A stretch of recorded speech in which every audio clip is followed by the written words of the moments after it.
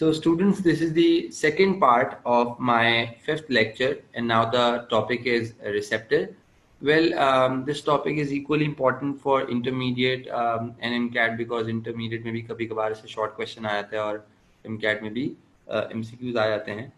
तो खैर अब रिसेप्टर के इंट्रोडक्शन से शुरू करते हैं, और बहुत ही सिंपल फॉर्म में जो इसका इंट्रोडक्शन है वो हम इसकी जो जेनरिक मीनिंग है वहीं से स्टार्ट करते हैं. आप सबको पता है कि ये वर्ड जो है वो रिसीव से आया है. जैसे कि हम अपनी आम जिंदगी में इस्तेमाल करते हैं, जैसे कि कोई किसी चीज़ को रिसीव करना या कोई मैसेज रिसीव करना, इसी तरह हमारी बॉडी में रिसेप्टर्स जो हैं वो रिसेप्शनिस्ट का काम करते हैं किसी मैसेज की जगह आई वुड से स्टिमुलाई को रिसीव करने के लिए. और वो स्टिमुलाई एक्सटर्नल इंटरनल दोनों हो सकते हैं, लेकिन अगर मैं एक्सटर्नल की बात करूं तो लाइट है, टच है, प्रेशर है, वाइब्रेशन है, साउंड है, टेम्परेचर है, पेन है, बहुत सारे रिसेप्टर्स उनको रिसीव करने के लिए एज रिसेप्शनिस्ट होते हैं. और रिसेप्शनिस्ट का काम सिर्फ रिसीव करना नहीं होता, बल्कि उस मैसेज को आगे कन्वे करना भी होता है.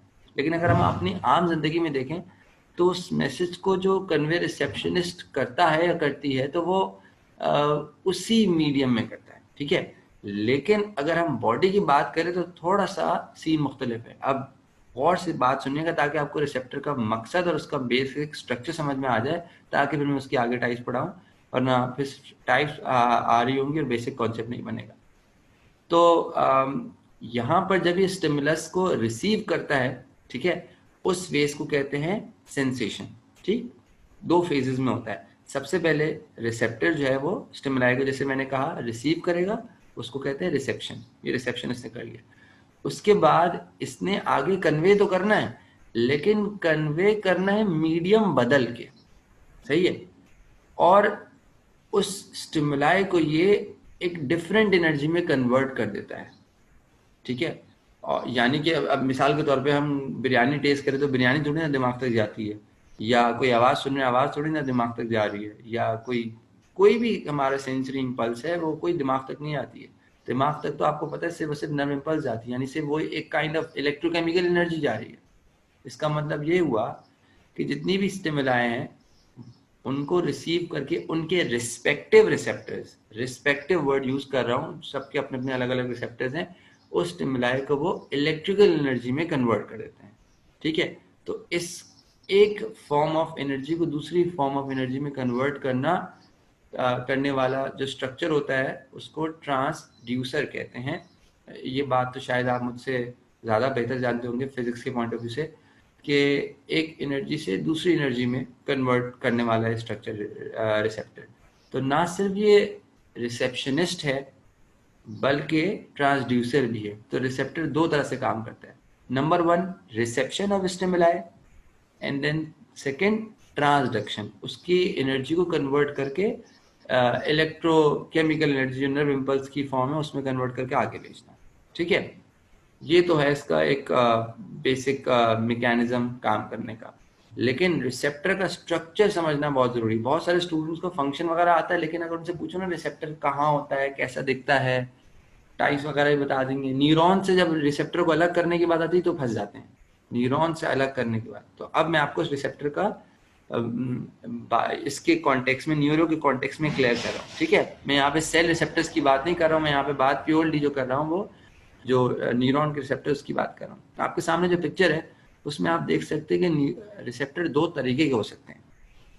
एक लिखा हुआ है sensory receptor is a neuron.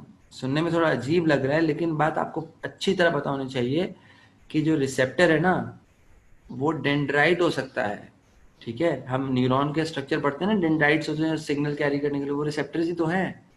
लेकिन कभी कभार वो रिसेप्टर्स ऐसे कैप्सुलेटेड होते हैं, जैसे कि यहाँ पर अगर आप गौर करें आपको एक डिस्क नजर आ रही है, इस डिस्क के अंदर डेंड्राइट्स हैं, तो वो डेंड्राइट रिसेप्टर्स हैं, लेकिन ऐसे इसके अंदर इनकैप्सुलेट हुए हैं, जिसको इन्होंने लैमेला कहा. लैमेला तो खैर अंदर की लाइंस हैं, लेकिन इस शक्ल का है ये, ठीक. और ये उसकी जो डेंड्राइट की एक्सटेंशन है वो यहाँ से ज़्यादा, देखिए लिखा अभी न्यूरल डेंड्राइट, तो उसकी जो एंडिंग्स है वो यहाँ है, और ये मेन डेंड्राइट है जो दोनों से कनेक्ट होके टूवर्ड्स नर्व जा रही है, 2 CNS, ठीक है. तो इस तरह से मतलब ये हुआ कि रिसेप्टर न्यूरॉन का स्ट्रक्चर ही हुआ है कि नहीं? रिसेप्टर अगर डेंड्राइट्स हैं तो रिसेप्टर न्यूरॉन का स्ट्रक्चर है, रिसेप्टर अलग से कोई चीज नहीं होती। एक तो पॉसिबिलिटी ये है। अब आए दूसरी पॉसिबिलिटी की बात कर लेते हैं। दूसरी पॉसिबिलिटी ये हो सकती है कि रिसेप्टर एक अलग से सेल हो। अब ये देखिए, जैसे कि टेस्ट बर्ड की पिक्चर है, ये टंग का क्रॉस सेक्शन है, और आपको लेबलिंग में ऐसे कोई 4 5 6 सेल नजर आ रहे होंगे, बीच में न्यूक्लियस भी है, ये लिखा हुआ सेंसरी रिसेप्टर सेल। तो रिसेप्टर एक सेल के तौर पे भी हो सकता है। और बाकायदा से अगर आप देखें तो इन सारे सेल्स के अंदर जो न्यूरॉन है उसकी डेंड्राइट्स एंटर हो रही है, ठीक है, और फिर वो डेंड्राइट्स इससे मैसेज कैरी करके आगे लेके जा रही है। तब अब देखिए दो तरीके हो सकते हैं, या तो रिसेप्टर खुद न्यूरॉन की डेंड्राइट्स हो, सही, या वो रिसेप्टर न्यूरॉन की डेंड्राइट्स के ऊपर मौजूद सेल्स हों, यानी वो खुद प्रॉपर एक सेल हो, ठीक है। तो यहाँ पे लिखा हुआ है sensory receptor synapses with a neuron, इधर नहीं कहेंगे, इधर वो तो खुद न्यूरॉन का हिस्सा है, ठीक। तो या तो वो खुद न्यूरॉन की डेंड्राइट्स हो सकती हैं, या वो खुद एक सेल के तौर पे हो सकता है जो कि न्यूरॉन से साइनेप्स करता है। बहुत ही सिंपल तरीके से इस पिक्चर में बताया गया। इसको और बेहतर तरीके से बताने के लिए मेरे पास एक और पिक्चर है, उससे आपको और समझ में आ जाएगा। ये मेरे हिसाब से बेहतरीन पिक्चर है जिसके अंदर तीनों पॉसिबिलिटीज बताई। अभी मैंने दो बताई थी, ये देखिए इसमें एक पॉसिबिलिटी क्या हो सकती है। अब देखिए न्यूरॉन के ब्रैकेट में लिखा हुआ रिसेप्टर, ये क्लियर करने के लिए कि receptor is a part of neuron. एक न्यूरॉन ऐसा है जिसकी फ्री नर्व एंडिंग्स या डेंड्राइट्स है, ये रिसेप्टर्स ही हैं। मैंने कहा था ना डेंड्राइट्स रिसेप्टर्स ही है, रिसेप्टर्स हैं, सही। ये सेल बॉडी है उसका सोमा, और ये एक्सॉन के टर्मिनल है, ठीक। सेल बॉडी बीच में भी हो सकती है, मैंने आपको न्यूरॉन की टाइप्स में पढ़ाई थी कि यूनिपोलर बाइपोलर न्यूरॉन्स, सही। तो ये जो नर्व एंडिंग्स है ना, प्री नर्व एंडिंग्स, ये रिसेप्टर्स हैं, ये डेंड्राइट्स भी हैं और रिसेप्टर भी हैं, ठीक है। और यहाँ पर क्या हुआ, इनकैप्सुलेट हुआ है। अब देखिए ये दोनों पिक्चर एग्जैक्ट सेम है, लेकिन यहाँ पे क्या हुआ है, neuron receptor with free nerve endings, neuron receptor with encapsulated nerve endings. अगर आप इस पिक्चर में देखें तो गौर करें, इस इनकैप्सुलेटेड स्ट्रक्चर के अंदर बाकायदा से डेंड्राइट झलक रहे हैं, वी कैन सी देम, थोड़ा हल्के नजर आ रहे हैं बट दिख रहे हैं, सही। सो डेंड्राइट्स ऐसे खुले हुए भी हो सकते हैं, those would be called free nerve endings, और ऐसे इनकैप्सुलेट भी हुए हो सकते हैं, ठीक है। और वो जो मैं अभी दूसरी पॉसिबिलिटी बता रहा था कि स्पेशलाइज्ड रिसेप्टर सेल होगा, वो ऐसा होगा, और उसके नीचे फिर न्यूरॉन होगा। ये देखिए न्यूरॉन से साइनैप्स कर रहा है, ये बाइपोलर न्यूरॉन है, उससे साइनैप्स कर रहा है, ठीक है। तो अब पिछली पिक्चर से अगर हम कंपेयर करें, यहाँ दो पॉसिबिलिटीज थी। असल में यहाँ पे वो कौन सा वाला डेंड्राइट दिखाए थे, कैप्सुलेटेड वाले दिखाए थे। इसमें इन्होंने अगली वाली पिक्चर में क्या किया, इन्होंने इसके अंदर भी दो पॉसिबिलिटीज कर दी। क्या हो सकता है वो डेंड्राइट्स खुले हों, या हो सकता है वो डेंड्राइट्स इनकैप्सुलेटेड वाले हों, और ये दूसरी पॉसिबिलिटी हो गई, ठीक है। तो इस तरह से टोटल 3 हो गई। पिछली वाली पिक्चर में इन दोनों को जो है वो एक ही करके दिखाया हुआ था, और ये वाली टाइप जो फर्स्ट वाली टाइप है वो नहीं दिखाई हुई थी, ठीक है। So now it's clearly understood, और बात क्लियर नहीं भी हो तो मैं एक बार फिर दोहरा दूं कि दो तरह के रिसेप्टर्स हो सकते हैं, या तो वो खुद न्यूरॉन की डेंड्राइट्स हो सकते हैं, आइदर फ्री और इनकैप्सुलेटेड, ये एक पॉसिबिलिटी होगी। इधर अलग अलग है लेकिन मेरे नजदीक एक है। और दूसरी पॉसिबिलिटी क्या है कि वो खुद एक रिसेप्टर सेल हो सकता है जो कि न्यूरॉन से साइनेप्स करता है, दैट्स इट, ये रिसेप्टर है, सही है। क्योंकि ये अगले टॉपिक एक्शन पोटेंशियल समझने के लिए, नर्व इंपल्स समझने के लिए बहुत जरूरी है। जब आपको रिसेप्टर कहाँ से मैसेज कैरी हो रहा है वही समझ नहीं आएगा, और रिसेप्टर क्या है तो कहाँ से नर्व इंपल्स की समझ आएगी, ठीक है। अब हम बढ़ते हैं इसकी क्लासिफिकेशन पे। अच्छा, रिसेप्टर्स को बहुत तरीकों से क्लासीफाई किया जाता है, उनकी मॉर्फोलॉजी पे क्लासीफाई किया जाता है, वो उनके स्टिमुलाई के बेस पे क्लासीफाई किया जाता है, उनकी लोकेशन के बेस पे क्लासीफाई किया जाता है, ठीक है। और इसके अलावा कौन से स्किन में होते हैं, कौन से इंटरनल ऑर्गन्स में, इस पे क्लासीफाई किया जाता है। मुख्तलिफ बेसिस हैं। अब मैं एक एक तो डिस्कस नहीं कर सकता, लेकिन मैं वो वाली क्लासिफिकेशन जरूर डिस्कस करूंगा जो बुक में है, और बुक के अंदर भी जो क्लासिफिकेशन के अंदर जो टाइप्स गिवन नहीं है उसको डिटेल करूंगा। यानी जो क्लासिफिकेशन बुक वाले डिस्कस करूंगा उसको खुल के डिस्कस करूंगा, उसमें कोई भी एक टाइप नहीं छोड़ूंगा, क्योंकि बुक के अंदर मैंने चेक किया कि 2 टाइप्स दी हुई, 2 नहीं दी हुई, तो उधर थोड़ा मसला है। खैर, पहले हम वो वाली क्लासिफिकेशन कर लेते हैं जो बुक में पूरी दी हुई है, और वो है on the basis of stimuli. ये बुक में पांचों दी हुई हैं और ये पांचों ही होती हैं, इससे ज्यादा नहीं होती, ठीक है। स्टिमुलाई के बिहाफ पे कि वो कौन सा स्टिमुलस रिसीव करें, उस पे हिसाब पे 5 रिसेप्टर्स होते हैं। एक होते हैं कीमो रिसेप्टर, ठीक है, जो कि केमिकल कंसंट्रेशन को डिटेक्ट करते हैं। अब देखिए यहाँ पर इसकी बहुत सारी टाइप्स हो सकती हैं। आप शायद कहीं पे पढ़ें कि मुख्तलिफ जगह इंटरनेट पे कोई 20 भी रिसेप्टर्स भी हैं, लेकिन वो क्या है कि वो इन पांचों ग्रुप के अंदर ही डिवाइड हुए हैं, सही है। अब जैसे कि कीमो रिसेप्टर के अंदर कौन कौन से आ सकते हैं, मिसाल के तौर पे आइंस को डिटेक्ट करने का रिसेप्टर होता है, मिसाल के तौर पे हाइपोथैलेमस में होता है, उसका नाम होता है ऑस्मो रिसेप्टर। आइंस है ना, सॉल्यूट है, अब वो सॉल्यूट कीमो में ही आ जाएगा, तो osmometer is the type of chemo receptor. इसी तरह स्मेल के अलग से रिसेप्टर होते हैं, वो कीमो में आ गए। टेस्ट के अलग से होते हैं, वो कीमो में आ गए। पीएच के होते हैं, कीमो में आ गए, ठीक है। तो इस तरह के, इसी तरह ग्लूकोज के, फैटी एसिड्स के होते हैं, ग्लूकोज के रिसेप्टर, फैटी एसिड के रिसेप्टर कीमो में आ गए। हम ग्लूकोज रिसेप्टर अलग से बोलेंगे तो, लेकिन ये सब क्लासिफाई होंगे कीमो के अंदर।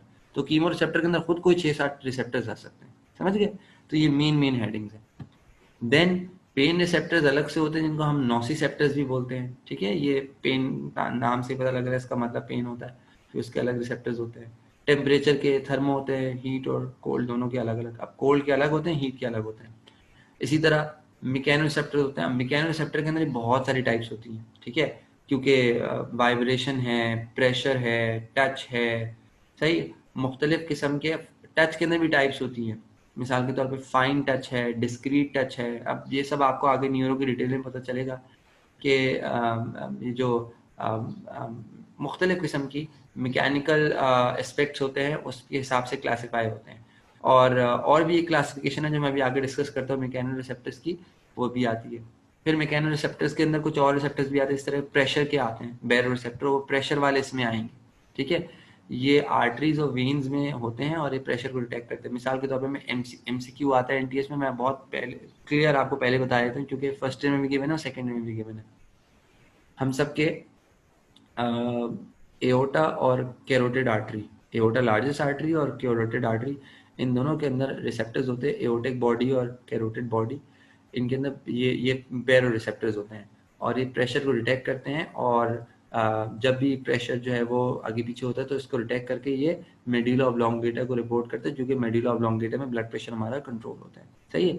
इसी तरह से एओर्टा और कैरोटिड बॉडी में कीमो रिसेप्टर भी होते हैं। अभी भी वो भी कीमो रिसेप्टर गुजरा तो वो भी मुझे याद आ गया, क्योंकि उसी एओर्टा और उसी कैरोटिड बॉडी के अंदर दोनों की बात मैं कर रहा हूँ, ठीक है। वहां पर बैरो रिसेप्टर भी हैं और वहां पर कीमो रिसेप्टर भी हैं। और वो कीमो रिसेप्टर किसके लिए होते हैं, कार्बन डाइऑक्साइड और हाइड्रोजन आयन की कंसंट्रेशन को डिटेक्ट करने के लिए। ये बात फर्स्ट ईयर के चैप्टर नंबर 13 गैसेस एक्सचेंज के रिस्पायरेशन वाले टॉपिक में लिखी हुई है।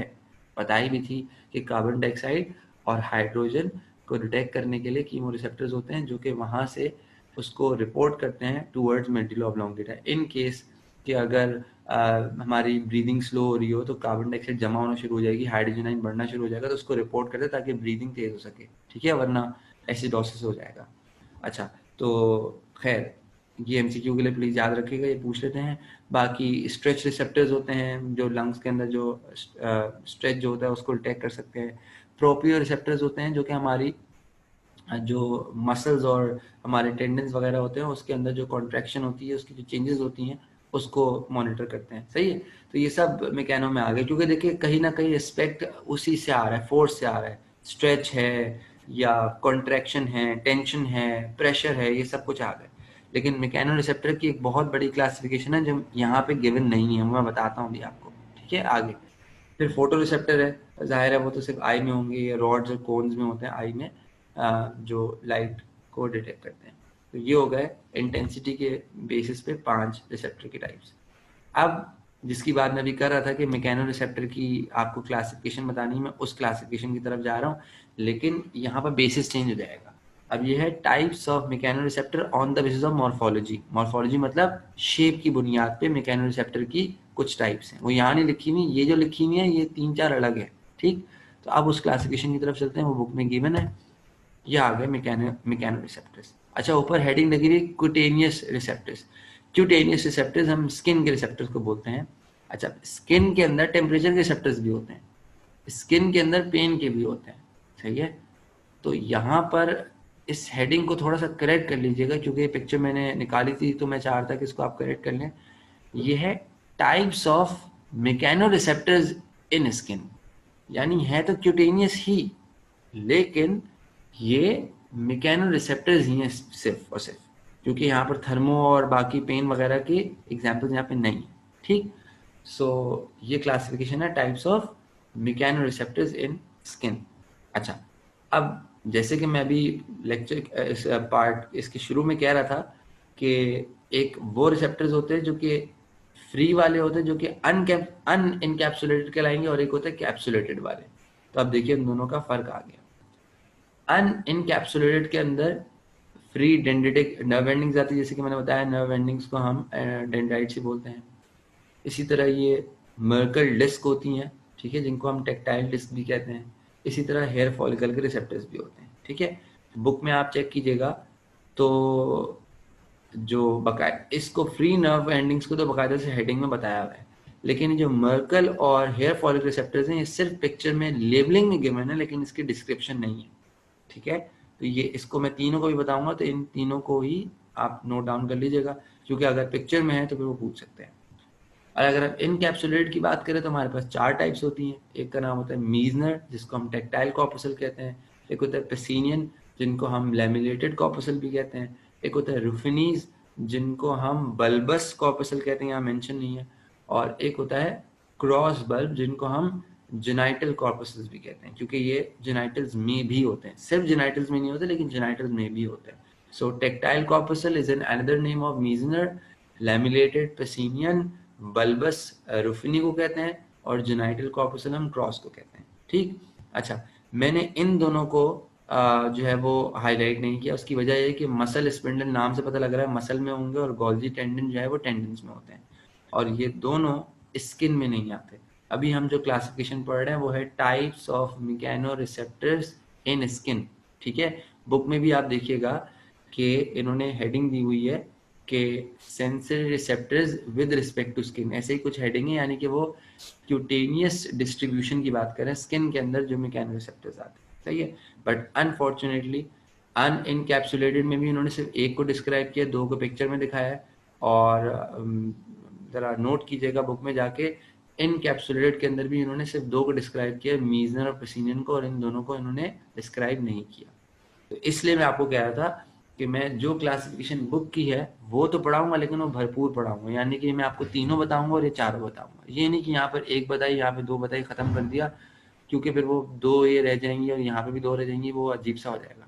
तो इसलिए मैं आपको एक करके सब पढ़ाता हूँ। तो अब इन पे ज़रा इन रिसेप्टर्स को देख लेते हैं कि ये कैसे होता है, ताकि आपको और अच्छे से समझ में आ जाए। तो अब ये देखिए रिसेप्टर्स की डिस्ट्रीब्यूशन। इस वक्त ये एक स्किन का सेक्शन है, ऊपर वाला हिस्सा एपिडर्मिस है, नीचे डर्मिस है, और डर्मिस के नीचे भी एक और एरिया होता है, उसे हाइपोडर्मिस कहते हैं। खैर अभी वो है नहीं, तो उसके अंदर अगर आप देखें तो आपको ये सारे रिसेप्टर्स उन्होंने निकाल के दिखाए। मैं ये स्किन में इस जगह से जो फिंगर का एरिया से कट लगा के दिखाया है कि अगर इस एरिया को हम देखें तो कौन कौन से रिसेप्टर मिलेंगे, यानी फिंगर टिप का एरिया। ये फ्री नर्व एंडिंग्स ऐसी दिखती हैं, यानी ये डेंड्राइट्स ही हैं एक्सॉन की, ठीक है, थोड़ी सुपरफिशियल होती हैं, और सबसे ज़्यादा अबेंडेंट यही होती हैं। अगर सवाल है अबेंडेंट सबसे ज़्यादा कौन होती है, फ्री नर्व एंडिंग्स होती हैं। और मर्कल डिस्क ये रही, ठीक है, जो यहाँ मौजूद है पर्पल कलर की, ये बिल्कुल ऐसी शेप की होती हैं जैसे कि वो बोमेंस कैप्सूल होता है, बिल्कुल इसी तरह सी शेप की, ठीक है। यहाँ पर अगर आप देखें तो इनकी शेप आपको सी शेप नज़र आ रही होगी, ये मर्कल डिस्क है। याद रहे कि ये दोनों किस में आ रही थी, ये दोनों हैं अनइनकैप्सुलेटेड, तो इनको उन्होंने साइड पहले कर दिया। अब एक टाइप आपको देखे तो नहीं मिली यहाँ पर। हम अगर अनइनकैप्सुलेटेड की बात करें, प्री नर्व एंडिंग्स मैंने आपको बता दिया, और ये मर्कल डिस्क बता दिया। हेयर फॉलिकल रिसेप्टर इस पिक्चर में नहीं है, वो मैं आपको अगली पिक्चर में दिखाता हूँ, ठीक है। हेयर फॉलिकल इज मिसिंग, ये दो तो हो गई। अब आते हैं कैप्सुलेटेड वन पे। कैप्सुलेटेड वन पे आप देखें तो ग्रीन कलर की ये आपको नजर आ रही है पेसिनियन, ठीक है। ये ऊपर जो है ये है रेफनी, और मीजनर जो है जिसके अंदर आपको स्पाइरल कॉइल नजर आ रहा होगा, स्पाइरल से है, ये है मीजनर, ठीक है, जैसे फोल्ड्स के अंदर है, ये भी ऊपर की तरफ होते हैं, ये है मीजनर। अब इसमें भी एक कम है, इसमें क्रॉस वाला नहीं दिखाया, ठीक। इसमें अगर आप इस पिक्चर से कंपेयर करें तो क्रॉस वाला मिसिंग है। तो उस पिक्चर के अंदर एक हेयर फॉलिकल वाला नहीं आया और एक क्रॉस नहीं आया, ठीक है। आपको एक और पिक्चर दिखाता हूँ उसके अंदर, शायद आपको ये मिल जाए। अच्छा भैया, इस पिक्चर की अगर हम बात करें तो इसमें फ्री नव एंडिंग्स भी हैं, बहुत साफ नज़र आ रही हैं ये, ठीक है। मर्कल डिस्क भी हैं, ये भी नज़र आ रही हैं। ये दो तो हो गई आपकी कौन सी वाली, अनइनकैप्सुलेट। और ये देखिए हेयर फॉलिकल रिसेप्टर आ गया, ठीक है, जो जिसने हेयर फॉलिकल के अराउंड बाकायदा से इसे कॉइल किया हुआ है। तो 1, 2 और 3, सही है। Free nerve endings, Merkel disc और हेयर फॉलिकल, ये किसके अंदर आ गई, अनएनकैप्सुलेटेड में आ गई। अब कैप्सुलेट की बात करें तो दिस वन इज मीजनर ऊपर है, ये पेसिनियन है, ठीक है, जिसको लेमिलेटेड भी कहते हैं, मैंने बताया था। और ये रुफिनीज है जो कि नीचे की तरफ है, ठीक है, हाइपोडर्मिस वाला एरिया। अच्छा, इस पिक्चर में दोनों हाइपोडर्मिस में दिखाए हैं, लेकिन ये दोनों डर्मिस में भी होते हैं। मैं ये नहीं कह रहा हूँ हाइपोडर्मिस में नहीं होते, लेकिन ये दोनों डर्मिस में भी होते हैं। इस पिक्चर में हाइपोडर्मिस में दिखा दिया, अच्छी बात है। अगेन एक रह गया, अब इसके तो तीनों हो गए, इसका एक रह गया, कौन सा वाला, क्रॉस वाला। उसके लिए मेरे पास एक पिक्चर और है जिससे मैं आपको दिखा सकता हूँ। इस पिक्चर में देखिए तो ये रहा क्रॉस एंड बल्ब, इसको हम जेनाइटल कॉर्पसल भी कहते हैं, सही। अब यहाँ पे देखिए कैप्सुलेट वाले चारों हो गए, एक हो गया मीजनर, एक हो गया रुफिनीज, एक हो गया पिसिनियन, एक हो गया क्रॉस, 4 ये हो गए। और अगर हम अनइनकैप्सुलेट की बात करें तो ये वाला मर्कल डिस्क है। अब अगेन यहाँ पे कौन सा नजर नहीं आ रहा, अब यहाँ पे फ्री नर्व एंडिंग्स इन्होंने हटा दिए, और यहाँ पर वो वाला भी नहीं दिख रहा, कौन सा, हेयर फॉलिकल वाला। तो खैर ये सारे रिसेप्टर्स हो गए जो कि अब आप इस पिक्चर में वापस देख सकते हैं, मैंने आपको अलग अलग पिक्चर्स में क्लियर कर दिया। तो क्या इनकैप्सुलेट वाले 4 और अनइनकैप्सुलेट वाले 3, ठीक है। अब इनको हम पढ़ लेते हैं, कहाँ कहाँ होते हैं, क्या फंक्शन करते हैं। तो स्टार्ट लेते हैं हम यहाँ से। अनइनकैप्सुलेट में जैसे कि मैंने बताया 3 आते हैं, एक फ्री नर्व एंडिंग्स, एक मर्कल डिस्क या टेक्टाइल डिस्क, एक ही बात है, और रूट है। तीनों का फंक्शन क्या होता है, देखिए फ्री नर्व एंडिंग जो है ना वो 3 चीज़ों के लिए बेसिकली रिस्पॉन्सिबल होती हैं। एक तो पेन, यानी कि आप कह सकते हैं कि नोसिसेप्टर्स यहाँ पर होते हैं। दूसरा टेम्परेचर, यानी कि थर्मोरिसेप्टर के तौर पे भी काम करते हैं। और तीसरा यहाँ पर टच और प्रेशर भी जो डिटेक्ट होता है। यानी अब ये कह सकते हैं कि जो फ्री नर्व एंडिंग्स वाले रिसेप्टर्स होते हैं वो एज नोसिसेप्टर्स भी काम करते हैं, एज थर्मोरिसेप्टर्स भी काम करते हैं, और एज मैकेनोरिसेप्टर्स भी काम करते हैं, ठीक है। और ये 3 फंक्शन एक साथ परफॉर्म करते हैं, इसलिए ये मोस्ट अबंडेंट है और ये सिंपलेस्ट टाइप भी है। और जब भी कोई सुपरफिशियल कोई चोट लगती है, कोई छिलता है, तो ये फ्री नर्व एंडिंग्स डैमेज हो जाती हैं, ठीक है। ये जो हमें जब भी कोई छिलने की वजह से पेन होता है या थोड़ी देर में सबसाइड हो जाता है, फ्री नर्व एंडिंग्स की वजह से ही होता है। क्योंकि ये सुपरफिशियल होती हैं, काफ़ी एपिडर्मिस तक होती हैं, इसलिए आसानी से जो है वो डैमेज हो जाती हैं, ठीक है। और एक बात और याद रखिएगा कि हमारी फ्री नर्व एंडिंग्स की डिस्ट्रीब्यूशन ऑफ कोर्स बॉडी में एक जैसी नहीं है। जाहिर है कि जो फ्री नर्व एंडिंग्स की डिस्ट्रीब्यूशन फिंगर टिप्स पे होगी वो हमारी बैक पे तो नहीं होगी ना। तभी हम देखें जितना सेंसेशन अच्छा फिंगर टिप से कर लेते उतना अपनी बैक से नहीं कर सकते। इसी तरह हमारी जो फ्री नर्व, ये जो पेन रिसेप्टर्स होते हैं ना, जो नोसिसेप्टर्स होते हैं फ्री नर्व एंडिंग्स, ये 27 गुना ज़्यादा है एज कम्पेयर टू टच, ठीक है। यानी कि sorry, as compared to temperature receptors, यानी कि हमारे नोसिसेप्टर्स 27 टाइम मोर है एज कम्पेयर टू थर्मोरिसेप्टर्स।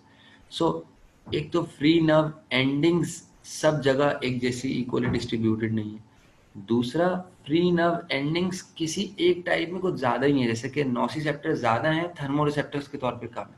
समझ गए बात। अच्छा, उसके बाद अब हम बात करते हैं मर्कल डिस्क की या वो टेक्टाइल डिस्क की, जिन जो हेयर फॉलिकल्स के अराउंड होते हैं।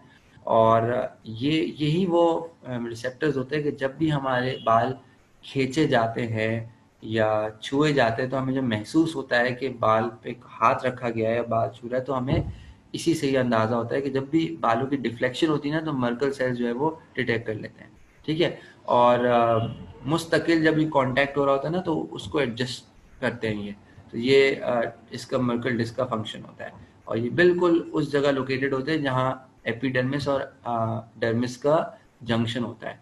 अगर आप ये देखें, एपिडर्मिस और डर्मिस के जंक्शन पे ऑलमोस्ट यहाँ पे हैं, सही है। या इस पिक्चर से बेहतर आप यहाँ पर देखें, एपिडर्मिस और डर्मिस के जंक्शन पे होते हैं।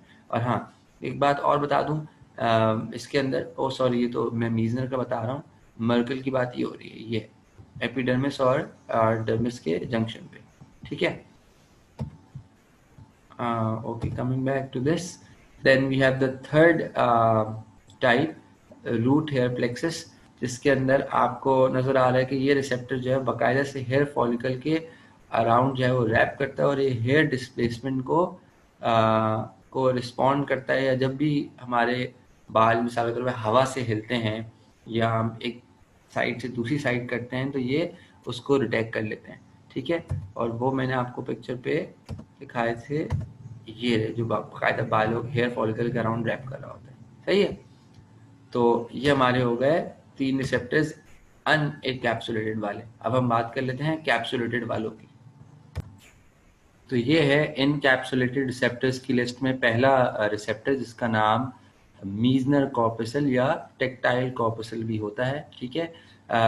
इनको हम लाइट टच रिसेप्टर्स भी कहते हैं, बिकॉज ये लाइट टच या जो लाइट वाइब्रेशन होती है उसके लिए सेंसिटिव होते हैं, जो कि 20 से 40 हर्ट्ज के दरमियान होती है, ठीक है। ये कोई डीप प्रेशर या डीप वाइब्रेशन के लिए नहीं होते, क्योंकि सुपरफिशियल होते हैं। इनका भी वही हिसाब किताब है जो भी मर्कल डिस्क का मैं बता रहा था, वही है कि ये भी बिल्कुल एपिडर्मिस और डर्मिस की ऑलमोस्ट जो है वो बाउंड्री पे पड़ते हैं। देखिए यहाँ पर भी आपको डर्मिस और एपिडर्मिस जहाँ पे शुरू हो रही है उसी के साथ आपको नजर आ रहे हैं। इनके अंदर आपको स्पाइरल जो है वो नर्व फाइबर्स नजर आते हैं, स्पाइरल जो सॉरी नर्व एंडिंग्स होती है वो इस तरह की नजर आती हैं, और इसका जो कैप्सूल होता है कनेक्टिव टिश्यू का होता है जिसके अराउंड भरा होता है, ठीक है। इसकी पिक्चर में आपको पहले भी जो शेप्स हैं उनके अंदर दिखा रहा था, जिसके अंदर मर्कल रिसेप्टर बहुत अच्छी शेप का था। ये देखिए स्पाइरल आपको बाकायदा से इसकी शेप नज़र आ रही है जो फ्री नर्व एंडिंग्स की, और कैप्सूल से जो कनेक्टिव टिश्यू का उससे वो लॉक हुआ है, और ये बिल्कुल एपिडर्मिस और डर्मिस की बाउंड्री पर है। अच्छा, ये आपको मिलेगा कहाँ? ये आपको मिलता है सिर्फ और सिर्फ नॉन हेयरी जो यानी जो ग्लैब्रस स्किन कहलाती है, नॉन हेयरी को ग्लैब्रस बोलते हैं, उस स्किन में मिलता है। जैसे कि हमारी पामर सरफेस है, सोल वाली, फिंगर टिप्स है, लिप्स हैं, ठीक है। इस तरह की जो जितनी भी सरफेसेस होती हैं इन पे ये हमें आमतौर पे मिलता है मीजनर कॉर्पसल, और इसका मैंने फंक्शन आपको बता दिया कि लाइट वाइब्रेशन को डिटेक्ट करना होता है। Okay, let's move on to the second type जो कि है पेसिनियन कॉर्पसल। पेसिनियन कॉर्पसल को पहचानने की सबसे आसान बात कि इसके अंदर अनियन जैसी रिंग्स होती हैं, अनियन लाइक रिंग्स होती हैं, कंसेंट्रिक लेयर्स, सही है। अच्छा, ये होता है, ये बिल्कुल मीजनर का ऑपोजिट है। वो सुपरफिशियल होता है, ये डीप होता है। कैप्सुलेटेड दोनों है, वो सुपरफिशियल, ये डीप। वो लो वाइब्रेशन के लिए, ये हाई वाइब्रेशन के लिए होता है, ठीक है। और देखिए लिखा हुआ भी है डीप प्रेशर से है, वो लाइट प्रेशर के लिए या डीप प्रेशर के लिए। उसकी वाइब्रेशन की फ्रिक्वेंसी बहुत लाइट होती है, जिसको डिटेक्ट करता है 15 to 20 था, या 150 to 300 की रेंज में है, सही है। डीप लेयर्स ऑफ लिखा हुआ है डर्मिस। अच्छा, वो सिर्फ ग्लैब्रस में था, ये हेयरी और ग्लैब्रस दोनों में है, ठीक है। 3-4 मैंने आपको डिफरेंसेस नोट डाउन करा दी, मैं रिकॉल कर देता हूँ। वो सिर्फ ग्लैब्रस नॉन हेयरी स्किन में होता है, ये दोनों में मिलेगा। वो सुपरफिशियल लेयर्स में होता है, ये डीप लेयर में होता है डर्मिस की। वो लाइट वाइब्रेशन को डिटेक्ट करने के लिए, ये डीप जो प्रेशर उसको डिटेक्ट करने के लिए, या जो ग्रेटर वाइब्रेशन उसको डिटेक्ट करने के लिए। और ये खासकर जॉइंट्स में भी होते हैं। इनफैक्ट लिखा हुआ भी है कि मोस्टली फाउंड अराउंड जॉइंट्स, सही, बुक में भी लिखा हुआ है कि जॉइंट्स में होते हैं, क्योंकि जॉइंट्स पे जो प्रेशर पड़ता है वो डीप प्रेशर होता है, उसको डिटेक्ट करने के लिए ये होते हैं, सही। तो ये हो गया पेसिनियन, ये दोनों बुक में दिए थे। अब अगले दो जो बुक में नहीं वो मैं बता देता हूँ। एक का नाम है रुफिनी। रुफिनी को हम बल्बस कॉर्पसल भी कहते हैं। जिस साइंटिस्ट ने डिस्क्राइब किया था उन्हीं का नाम खुद का रुफिनी था, तो वहीं से पढ़ा है।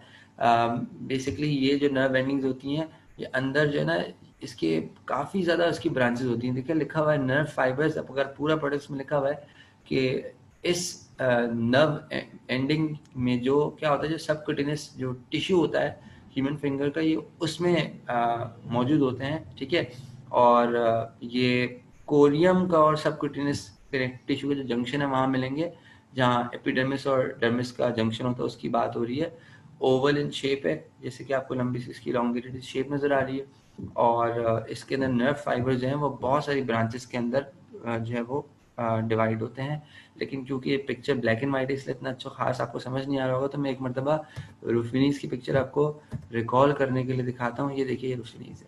आपको अंदर नर्व फाइबर्स ठीक ठाक तरीके से ब्रांच होती नजर आ रही है और ओवल शेप भी दिख रही है, ओवल शेप है, इनकैप्सुलेटेड है और अंदर ब्रांचिंग सिस्टम आपको बाकायदा से नजर आ रहा है। तो ये है रुफिनीस का स्ट्रक्चर, इसलिए यहाँ पे इतना क्लियर नहीं नजर आ रहा। अच्छा, ये भी आपको हेयरी और ग्लैब्रस दोनों में मिलेगा। अब तक सिर्फ ग्लैब्रस स्किन में था, नॉन हेयरी वो मीजनर था, ठीक है। पेसिनन भी दोनों में और ये भी दोनों में। अच्छा, इसका फंक्शन क्या होता है, ये भी डीप होते हैं, यानी अब तक गौर करें तो ये पेसिनन से काफी मिलते होते हैं।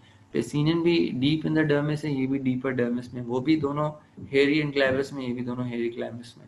लेकिन ये एक तो थर्मोरिसेप्टर के तौर पे भी काम कर सकते हैं, थर्मोरिसेप्टर प्रिंसिपल नहीं है, ये एक्चुअल में प्रेशर को डिटेक्ट करने के लिए होता है, लेकिन ये थर्मोरिसेप्टर के तौर पे भी काम कर सकता है। इसी तरह फ्री नर्व एंडिंग्स भी हैं, वो मैकेनोरिसेप्टर भी हैं, थर्मो भी हैं, नॉक्सिसेप्टर भी थी, ठीक है। तो उसका डुअल रोल है, एक टेम्परेचर यानी वार्मथ को और दूसरा प्रेशर को डिटेक्ट करना। सो ये हो गया रुफिनीस। अब चौथा है जिसका नाम मैंने अभी आपको बताया था, क्रॉस।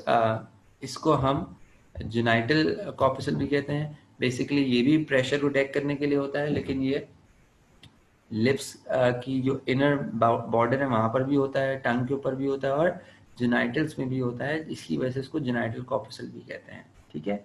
और ये बिल्कुल एपिडर्मिस के नीचे होता है और ये कोल्ड रिसेप्टर के तौर पे भी काम कर सकता है।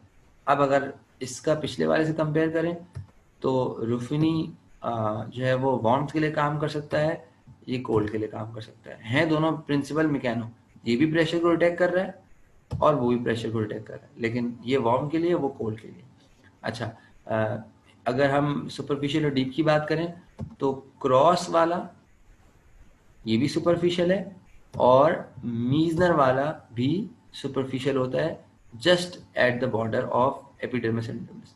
और डीप वाले दो कौन से हैं, रुफिनी और कौन सा वाला, पेसिनी। मैं आपको याद कराने के लिए ये सारे पॉइंट बता रहा हूँ। आप गौर करें तो पेसिनियन और रुफिनी ज्यादा एक दूसरे से सिमिलर आ रहे हैं क्योंकि दोनों डीप हैं, ठीक है, और मतलब डीपर डर्मिस में है दोनों। दोनों हेयरी और ग्लैब्रस स्किन दोनों में पाए जाते हैं, सही है। और अगर हम इसकी बात करें मीजनर और क्रॉस की, तो मीजनर और क्रॉस दोनों सुपरफिशियल हैं, सही है। और एक और सिमिलैरिटी कि मीजनर भी आपको ग्लैब्रस में मिलता है और क्रॉस भी आपको ग्लैब्रस स्किन पे ही मिलता है, क्योंकि ज़्यादा लिप और टंग और जेनाइटल्स जो इनर सरफेस है उन सारी जगहों पर हेयर की कोई प्रोडक्शन नहीं होती।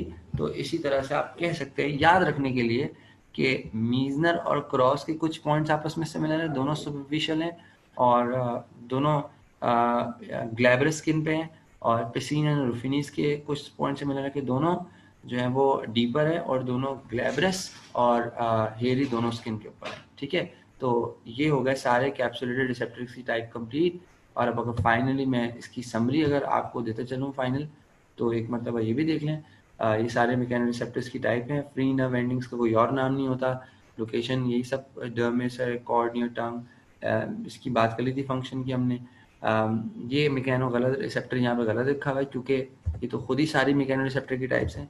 यहाँ पे होना चाहिए था टेक्टाइल डिस्क, ये गलत लिखा हुआ है। इनका दूसरा नाम होता है टेक्टाइल डिस्क, मर्कल डिस्क का दूसरा नाम होता है टेक्टाइल डिस्क। ये देखिए जंक्शन सही लिखा हुआ है, एपिडर्मल डर्मल का जंक्शन है। और लो फ्रीक्वेंसी वाइब्रेशन मैंने बताया था, ये लो टच के लिए या लाइटर वाइब्रेशन के लिए होती है।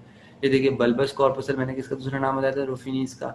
ये डर्मिस में है, डीप डर्मिस में और जॉइंट में। ये वही है जिसके नहीं ये वही है जिसके अंदर नर्व फाइबर्स बहुत ज़्यादा ब्रांच कर रही हैं और ये स्ट्रेच रिसेप्टर्स भी कहलाते हैं, ये लंग्स में भी होते हैं। अच्छा, इसके अलावा मीजर कॉर्पसल्स को हम टेक्टाइल कॉर्पसल भी कहते हैं। उसका नाम मैंने टेक्टाइल डिस्क बताया था, इसका नाम टेक्टाइल कॉर्पसल, सही है। ये सुपरफिशियल होते हैं, वही डर्मिस और एपिडर्मिस के बॉर्डर पे, और ये लो टच वाइब्रेशन के लिए होते हैं बिलो 50 हर्ट्ज। देन पेसिनियन कॉर्पसल को लेमेलेट कहते हैं, शुरू में बताया था, ये वही जिसके अंदर अनियन वाली लेयर, अनियन लाइक लेयर्स होती हैं। ये डीप डर्मिस में होते हैं, जॉइंट में होते हैं, ये डीप प्रेशर और हाई वाइब्रेशन के लिए हैं, ठीक है। देन हेयर फॉलिकल प्लेक्सिस मैंने बताया इसमें आएगा। अब इसमें जो अनइनकैप्सुलेटेड वाले में कौन से, फ्री नर्व एंडिंग 1, मर्कल वाला 2 और हेयर फॉलिकल 3, ठीक है। जो कौन से वाले हैं कैप्सुलेटेड वाले, 1, रुफिनी, मीजनर, पेसिनियन। इधर कौन सा गिवन नहीं है, क्रॉस गिवन नहीं है। हेयर फॉलिकल वाला रैप्ड अराउंड हेयर फॉलिकल है, वो मूवमेंट और हेयर को डिटेक्ट करेगा। ये दो मैंने नहीं पढ़ा है क्योंकि ये दोनों स्किन में नहीं आते, ये दोनों आते हैं मसल और टेंडन्स में, और सामने साथ साथ लिखा हुआ भी है स्केलेटल मसल फाइबर में मसल कॉन्ट्रैक्शन को डिटेक्ट करेगा, और स्ट्रेच रिसेप्टर टेंडन का जो होता है वो टेंडन के स्ट्रेच को डिटेक्ट करता है, वो टेंडन में होता है। सही। सो हियर वी गो, हमने सारे जो रिसेप्टर्स हैं वो कंप्लीट कर लिए, मैकेनो रिसेप्टर्स, और हमारा ये टॉपिक जो है वो कंप्लीट हो गया है रिसेप्टर्स का। अब इंशाल्लाह मेरा जो लेक्चर 6 होगा वो होगा एक्शन पोटेंशियल के ऊपर, एंड आई होप आप रिसेप्टर का जितना भी आपने समझा इससे आपको एक्शन पोटेंशियल को जल्दी समझने में आसानी हो। ठीक है, सो अपने क्वेश्चंस पूछ लीजिएगा। अल्लाह हाफिज़।